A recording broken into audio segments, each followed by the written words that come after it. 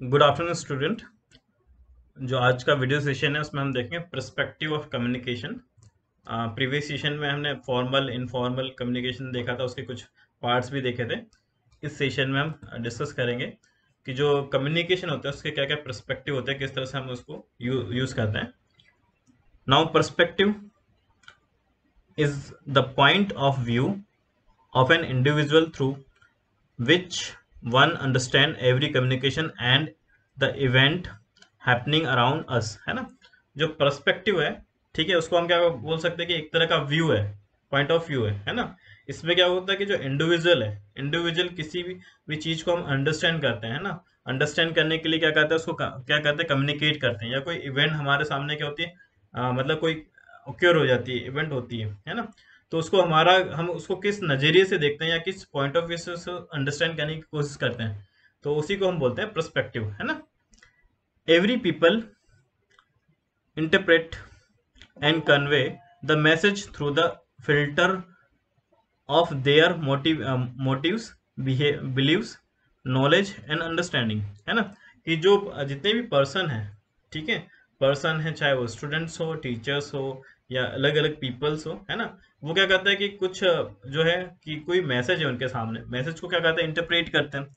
अब इंटरप्रेट करते हैं और साथ में क्या करते हैं, उस मैसेज को क्या करते हैं, कन्वे करते जाते हैं। ठीक है, उनके जो मोटिव्स होते हैं, बिलीव्स होते हैं, नॉलेज होता है, और जो उनकी अंडरस्टैंडिंग होती है, उसको क्या करते जाते हैं, अलग अलग उसमें उसको इंटरप्रेट भी करते हैं, साथ में उसको कन्वे भी करते जाते हैं मैसेज के फॉर्म में। ठीक है।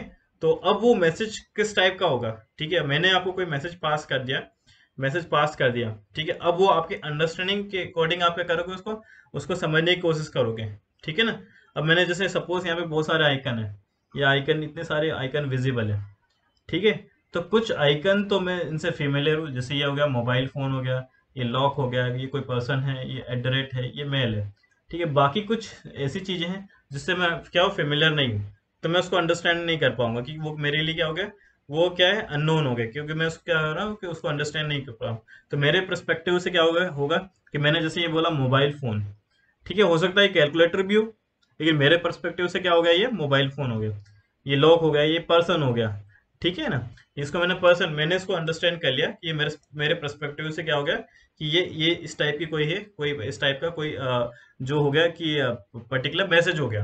ओके, तो इसको हम बोलते हैं पर्सपेक्टिव इन कम्युनिकेशन। अब इसको आगे देखते हैं, the factor affecting A perspective in communication. कुछ ऐसे फैक्टर्स होते हैं जो क्या करते हैं कि कम्युनिकेशन को अफेक्ट करते हैं, ठीक है। तो अब इसको देखते हैं, the importance factor affecting the perspective in the communication. कुछ इंपॉर्टेंस फैक्टर होते हैं जो कम्युनिकेशन को अफेक्ट करते हैं, उसको क्लासिफाइड कर दिया है।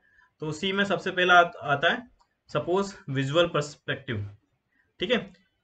It is a tendency by which people will only focus on the part of a scenario which is the most disposed to notice। ये विजुअल पर्सपेक्टिव में क्या होगा कि एक तरह की टेंडेंसी होती है, जो क्या कहते हैं कि जो पीपल है वो फोकस करता है किसी पर्टिकुलर पार्ट पे, कोई भी एक ऐसे स्पेसिफिक पार्ट के ऊपर क्या करता है, सिनेरियो पे फोकस करता है, ठीक है। जिससे क्या करता है कि उसको हम क्या कहते हैं, उस पार्ट को अंडरस्टैंड करते हैं, है ना। जैसे सामने सपोज एक पिक्चर आपके सामने विजिबल है, सी द पिक्चर, ठीक है ना। एक ये पिक्चर आपके सामने विजिबल है, मैं थोड़ा सा इसको जूम कर देता हूँ, जूम करते हैं, सॉरी, एक जूम कर देता हूँ, थोड़ा सा नहीं हो रहा जूम। ओके, ये जो पिक्चर देखो, दिख रही है, पिक्चर विजिबल है सभी को, विजिबल और not, yes sir. Okay visible, हाँ। अब इस पिक्चर को देखो, इस पिक्चर को अंडरस्टैंड करने की कोशिश करो। ये जो पिक्चर है, ठीक है, इस पिक्चर के अंदर आपको क्या क्या दिख रहा है, थोड़ा थोड़ा सा ब्लैक एंड व्हाइट है, ठीक है, लेकिन आप देखो इसमें क्या आपको दिख रहा है। एक तो आपको कोई ट्री दिख रहा है, हाँ ठीक है। हम्म, और क्या है, और बताओ। हम्म, हाँ पर्सन भी है, कोई एक पर्सन भी है, विजुअल हो रहा है ना, ठीक है ना। और भी देखो,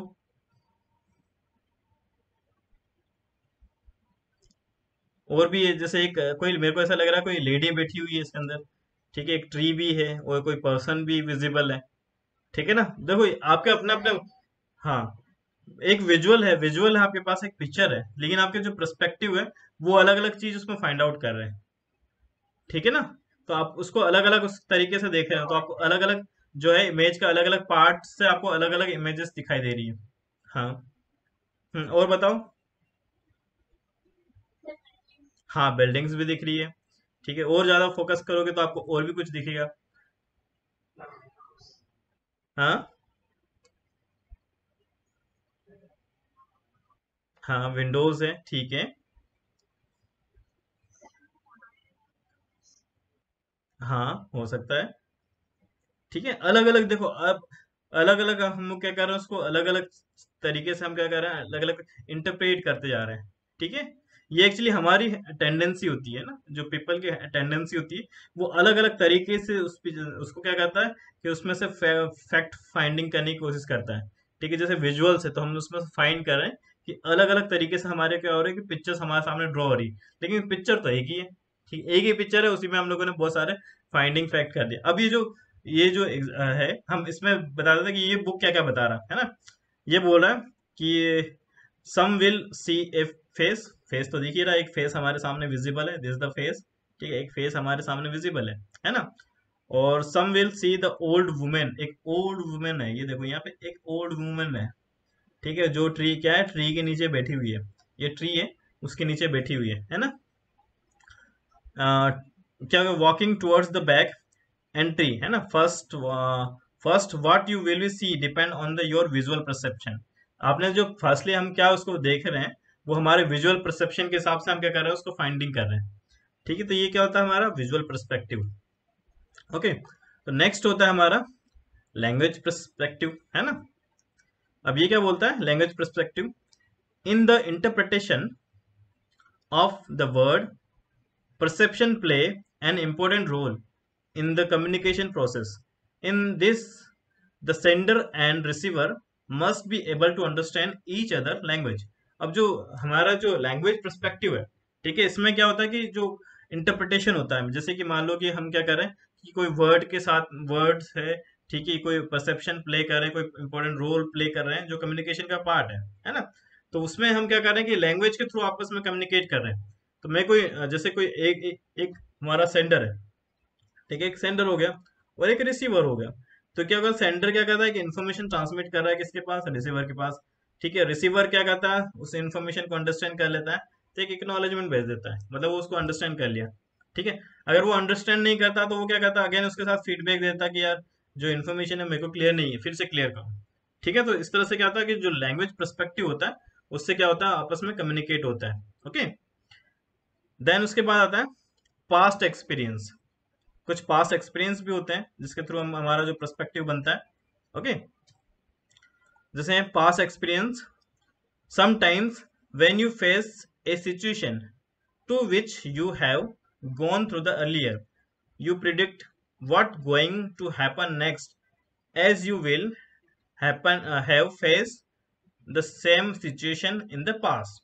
That's past experience will shape your attitude towards the situation, place और पीपल। अब जैसे यहाँ पे एक पास्ट एक्सपीरियंस की बात कर रहे हैं कि मान लो कि कोई ऐसी सिचुएशन हो गई, ठीक है, जैसे जैसे कभी हमको लगता है कि हमारे पास में कोई ऐसी कुछ ऐसी कोई घटना हुई है ना, कोई इस टाइप का कुछ हुआ है जो हमारे को जब हमारा रियल टाइम में ऐसा लगता है कि वापस वही घटना क्या हो रही है, हमारे सामने हो रही है। ठीक है, तो इसको बोलते हैं पास्ट एक्सपीरियंस। हमको लगता है कि यार ये तो मेरे साथ ऑलरेडी हो चुका है, फिर से और क्या हो रहा है, रिपीटेडली मेरे साथ हो रहा है। ठीक है ना, जैसे मान लो कि कभी हाँ, बताओ कैसे हुआ था।